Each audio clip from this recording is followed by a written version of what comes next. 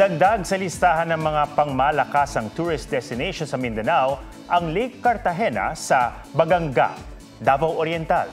Pero hindi raw ito isang lawa, kundi posibleng isang blue hole. G tayo dyan sa report ni Mariz Umali.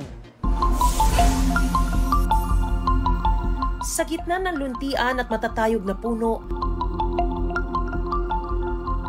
nagkukubli ang nakabibighaning tidal creek na ito, mas kilala bilang Lake Cartagena o ang dating Lake Carolina. Matatagpuan yan sa bayan ng Baganga sa Davao Oriental. Lake Cartagena is very enchanting. It has a deep blue color water and very cold water din. Wala masyadong turista na pumupunta. Very underrated siya kumbaga.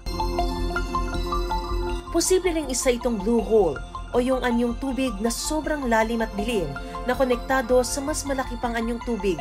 Sa ngayon, isa pa lang ang kinikilalang blue hole sa Pilipinas na matatagpuan naman sa Tablas Island sa Romblon. If may blue hole talaga sa Lake Cartagena, then that would be like I would be very proud sa Davao Oriental. Kasi 'di ba blue hole is a rare geoformation. Mariz Umali nagbabalita para sa GMA Integrated News.